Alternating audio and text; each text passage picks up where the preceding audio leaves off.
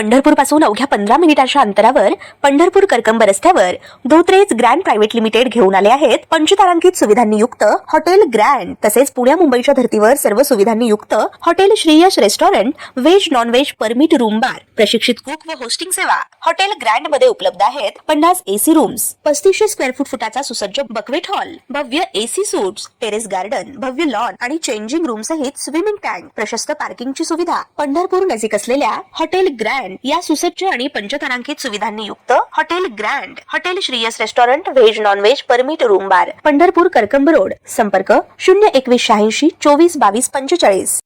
ताज्या घडामोडी पाहण्यासाठी आमच्या YouTube चॅनलवरील PVR म्हणजेच पंढरी वार्ता या न्यूजला सबस्क्राइब करा आणि शेजारील बेल आयकॉनवर क्लिक करा।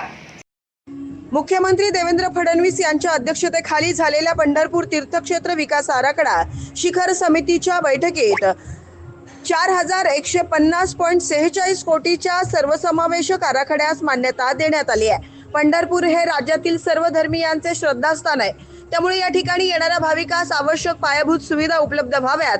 पुढील 50 वर्षाचा विचार करून या तीर्थक्षेत्राच्या ठिकाणी करण्यात येणारी विकास कामे येत्या 30 महिन्यात पूर्ण करावीत, असे निर्देश मुख्यमंत्री देवेंद्र फडणवीस यांनी आज दिले। मुख्यमंत्री फडणवीस यांच्या अध्यक्षतेखाली पंढरपूर तीर्थक्षेत्र विकास आराखडा शिखर समितीची बैठक मंत्रालयात पार पडली। या बैठकीत उपमुख्यमंत्री सुनेत्रा अजित पवार, वनमंत्री गणेश नाईक, त्याचबरोबर ग्रामविकास व पंचायत राज मंत्री तथा सोलापूर जिल्ह्याचे पालकमंत्री जयकुमार गोरे, आमदार समाधान आवताडे, मुख्य सचिव राजेश अग्रवाल यांच्यासह वरिष्ठ प्रशासकीय अधिकारी उपस्थित होते। पंढरपूर येथे येणाऱ्या वारकरी व भाविकांना स्वच्छ, गर्दीमुक्त, सुरक्षित आणि आध्यात्मिक दृष्ट्या समाधानकारक अनुभव मिळावा हा विचार करून विकास कामे दर्जेदार, शाश्वत व भविष्याभिमुख पायाभूत सुविधा उभारणे आवश्यक आहे। यासाठी बाधित निवासी व व्यावसायिक मालमत्ता धारक तसेच भाडेकरूंना योग्य मोबदला तात्काळ देण्यात यावा, भूसंपादनासाठी आवश्यक निधी त्वरित उपलब्ध करून द्यावा आणि निधी अभावी कोणतेही काम अपूर्ण राहू नये अशा सूचनाही मुख्यमंत्री यांनी यावेळी दिल्या।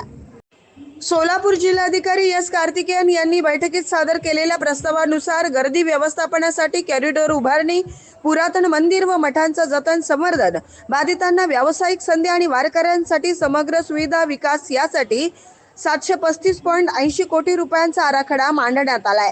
तसेच नगर प्रदक्षिणा मार्ग विकास, नदी घाट सुशोभीकरण, वाहनतळ व व्यापारी संकुल शहर सुशोभीकरण तसेच रस्ते व पूल आणि पालखी तळांच्या विकासासाठी 1387.91 कोटी रुपयांचा प्रस्ताव सादर करण्यात आलाय। याशिवाय भूसंपादन व पुनर्वसन खर्च, बाधित इमारतींचा मोबदला आदींसाठी 2026 कोटी 75 लाख रुपयांचा प्रस्ताव मांडण्यात आलाय। असा एकूण 4150.46 कोटी रुपयांचा या सर्वसमावेशक आराखड्यास मुख्यमंत्री फडणवीस यांनी आजच्या शिखर समितीच्या बैठकीत मान्यता दिल्या। मागील 3.5 वर्षापासून पंढरपुरात कॉरिडॉर चर्चेत राहिल्याचं दिसून आलं होतं। प्रस्तावित कॉरिडॉरच्या विरोधात बाधित होणारे अनेक मालमत्ता धारक विविध मार्गाने विरोध दर्शवत आले होते, तर दुसरीकडे सरकार आणि प्रशासन कॉरिडॉरची गरज प्रतिपादन करताना दिसून येत होते। पंढरपूर शहरात कॉरिडॉरला विरोध करणारा जसा एक गट होता, तसाच कॉरिडॉरचे समर्थन करणारा मोठा वर्गही होता आणि विकास झाला पाहिजे अशी भावना व्यक्त करीत आला होता। आता आजच्या या निर्णयाचे कॉरिडॉर समर्थकांकडून स्वागत होताना दिसून येत आहे।